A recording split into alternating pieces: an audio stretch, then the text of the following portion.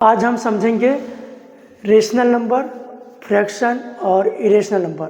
बहुत से बच्चे कंफ्यूज हो जाते हैं फ्रैक्शन और रेशनल नंबर और इरेशनल नंबर में। तो समझते हैं पहले क्या फ्रैक्शन क्या है। A fraction representing part of a whole, यानी कि एक फ्रैक्शन किसको रिप्रेजेंट करता है? होल, पूरे नंबर को। Usually written as the ratio of numerator and non zero denominator, यानी कि किस तरह से किस फॉर्मेट में लिखा जाता है? ए बाई बी, ए बटा बी, ए बटा बी। ए क्या है? न्यूमरेटर, और डी क्या है? न्यूमरेटर, ठीक है। लेकिन बी जो है ना, बी जो है डिनोमिनेटर हमें कभी भी जीरो नहीं होना चाहिए। तो और अच्छे से इसको समझेंगे। A number representing part of whole, यानी कि पूरे नंबर का एक पार्ट होता है, होल नंबर का एक पार्ट होता है। यानी कि कितना टोटल कितना है? 1 2 3 4, तो टोटल नीचे 4, और ये वाला पार्ट कितना जाएगा? टोटल का 1/4। तो ये फ्रैक्शन, इस तरह से इसको, या 5 में से 2, 5 में से दूसरा भाग क्या हो जाएगा? फ्रैक्शन हो जाएगा। या 6 में से 3, 6 का तीसरा भाग क्या हो जाएगा? ये भी फ्रैक्शन हो जाएगा। इसी तरह से अब समझते हैं रेशनल नंबर। रेशनल नंबर क्या है? A number that can be written in the form of p by Q, यानी कि ऐसा नंबर जो पी बाई क्यू में हो, पी बाई क्यू में ही है, where P and Q are integers and Q is equal to not zero. अब समझेंगे पहले इंटीजर्स क्या है। इंटीजर्स जैसे कि अगर नेचुरल नंबर सबको पता होता है, नेचुरल नंबर 1 2 3 4 5 जो संख्याएं होती हैं, काउंटिंग नंबर को नेचुरल नंबर कहते हैं। और होल नंबर भी सबको पता है, काउंटिंग नंबर में जीरो को इंक्लूड कर देंगे तो हो जाएगा होल नंबर। और इंटीजर्स क्या होता है? इंटीजर्स में अगर हम ये 0 से स्टार्ट करते हैं, 0 1 2 3 4, तो इसमें जो इंटीजर के माइनस वाला भी हो जाए, नेगेटिव पॉइंट भी, नेगेटिव नंबर्स भी हो जाते हैं, तो नेगेटिव नंबर को भी इंक्लूड कर लिया जाता है। तो ये क्या हो जाएगा? इंटीजर्स हो जाएगा। ये हो गया इंटीजर्स।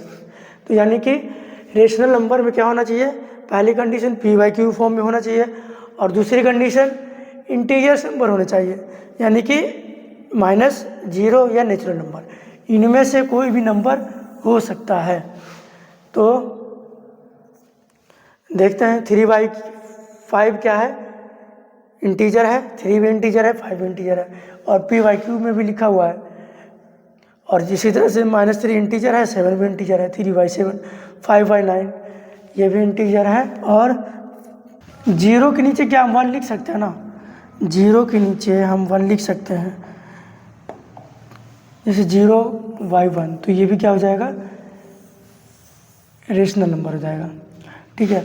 और Q equal to not zero, यानी कि Q जो नीचे वाला डिनोमिनेटर है, ये कभी भी 0 नहीं होना चाहिए।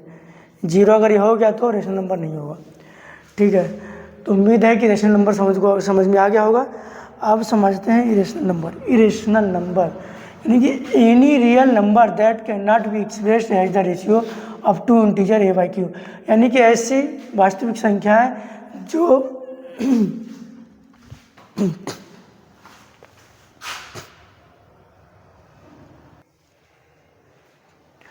ऐसी वास्तविक संख्या है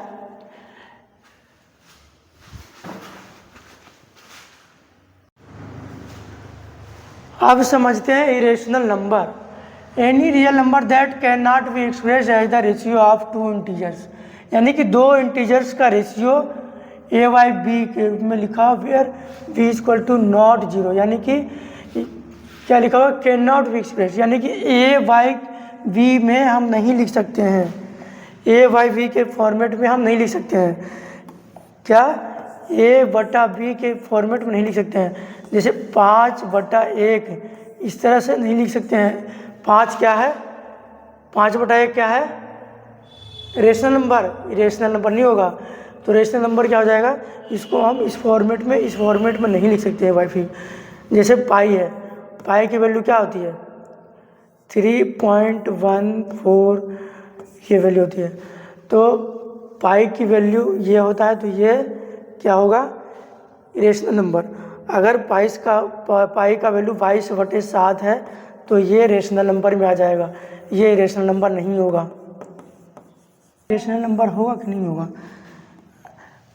√4 इरेशनल नंबर नहीं होगा, ये रेशनल नंबर में आएगा या फ्रैक्शन में आएगा, क्योंकि √4 का मान होता है 2, तो 2 को हम लिख सकते हैं 2/1, तो 2/1 क्या हो जाएगा? रेशनल नंबर, तो ये रेशनल नंबर नहीं होगा।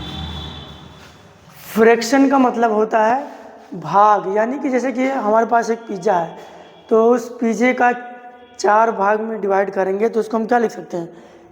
1/4।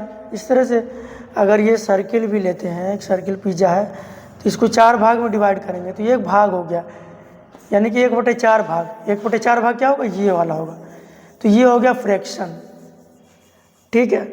और रेशनल नंबर क्या होता है?